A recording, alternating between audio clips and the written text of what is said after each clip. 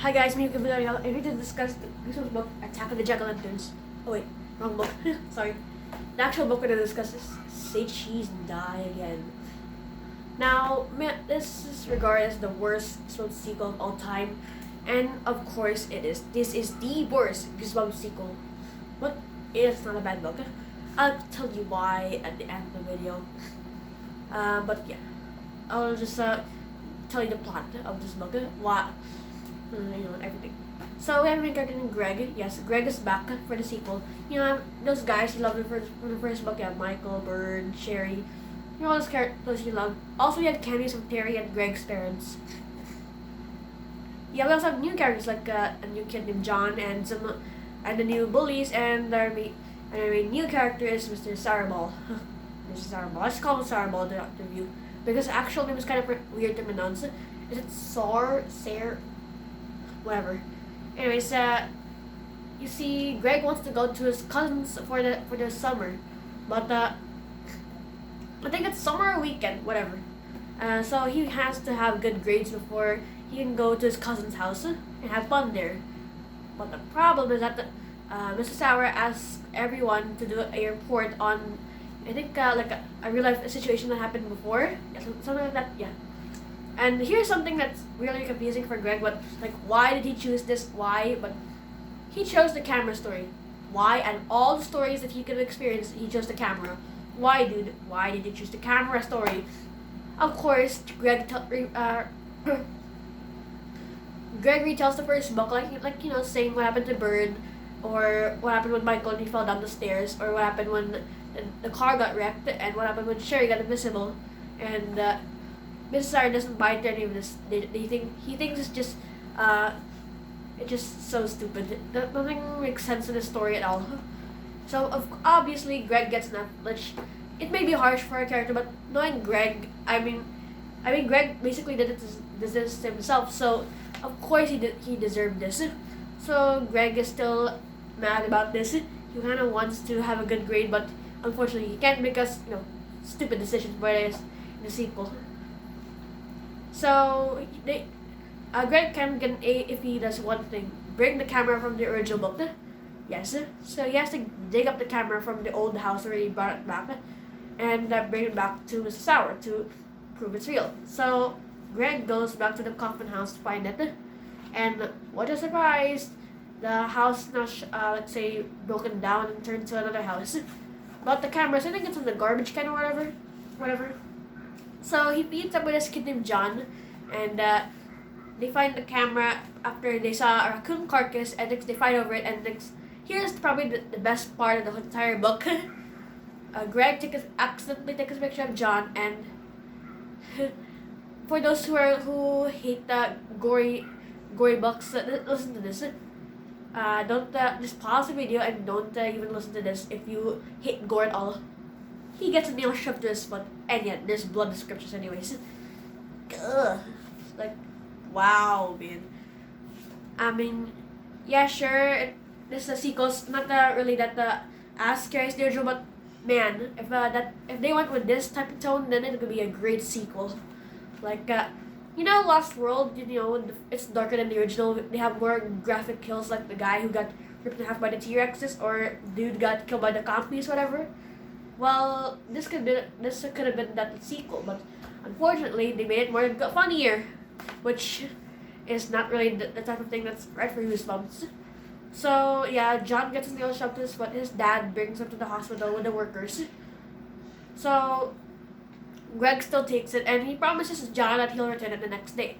So he goes back home. He goes to school, and Sherry finds out about it. And Greg accidentally takes a picture of Sherry.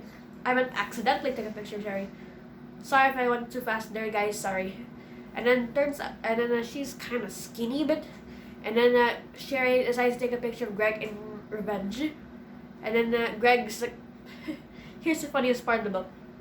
He just make fun of fat people by Greg being fat. Yep. What happened with the horrifying stuff in the first book, like a broken car or an invisible girl? Then they just end up with fat people and skinny girls.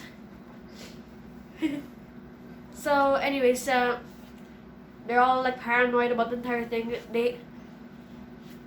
and then tomorrow, it turns out that Mr. Sour isn't at school because I think it describes that he's being sick, and Greg's like, no, I had to show it to him, and also I also promised this kid named John to I had to return the camera back. Oh yeah, we have these bullies that came back, and they're alright. I mean, they don't really serve too much of the plot anyways. I mean, they're like kind of like the Joey and Mickey from the first book. I mean, speaking of those two, what happened to those two? Did they die at the end or something? Did they die? Because they were never mentioned in the sequel. I mean, they were never brought up by the kid named John. They were never, no one even said anything about these two kids. It's like, what happened to them? So, anyways, the next day after the day, since Greg finds out that Mr. Sour is in class, the day after that, Greg turns fat, and then it starts to insult fat people a bit, like when they describe how fat Greg is. He can ride on his bike and always breaks down. I mean, the adults, Greg's parents, how they react is really weird. Like they pretty much they're like no honey, you can go to school. You're just having a food allergy. Like dudes, this kid's getting fatter and your response is a food allergy? Get him to the doctor or something. Let him stay at home. Don't bring him to school. I mean, at school they just have really weird like fat jokes, like how they describe Greg being fat, or the fact that he can't sit on this chair. Oh, I forgot to tell you that the episode's terrible. Don't even waste your time with the episode. It's terrible. Yeah. So yeah, I won't go too far. Oh yeah, forgot to tell you they didn't do the whole rip the camera like picture thing in the first book. In the first book, that's how they brought Sherry back. And here they're about to do it, but they're like, what if we die or something? Like how could you forget any of this stuff, guys? So anyways, that's my review for Stages Die Again. Sorry if you hear any like snot. Sorry guys, just having like allergies and stuff. So Stages Die Again, I think it's not really that bad because there's a few enjoyable parts in this book. I do like some parts like where John gets a needle to his foot, or the ending. I did enjoy the ending. The episode's ending is kind of corny and cheesy. You know, like every Goosebumps episode has a cheesy, corny ending. You know, kind of like Go Eat Worms and stuff. So yeah, that's my thoughts on the ending. And there's some other parts I do enjoy. I mean, I'm kind of disappointed that Michael and Byrne didn't show up too much in this book. I mean, yeah, sure, they didn't really start too much part of the plot, but it'd be nice to see them return in the sequel for more parts of the book, because really they only have like 3 or 4 scenes in the book, and they just out of the story entirely, and we have to focus on sharing Greg's weight and fat and skinniness. So anyways, next up we have Attack on the Jack-o'-lanterns, a better book.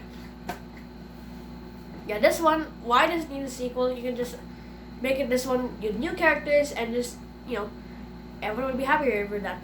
Because now Greg turned into a monster. I'll turn into Evan, but at least Evan is a bit more likable than Greg, in my opinion. And the sequels aren't as bad as this one. So I declare this book to be a not good sequel and a worst sequel in Goosebumps history. So I give this book a 6 out of 10. It's almost a 5.5, but I give it a 6 out of 10 just because I do enjoy some bits of the book. So yeah. Next up we have Attack of the Jack-o'-lanterns. So long guys.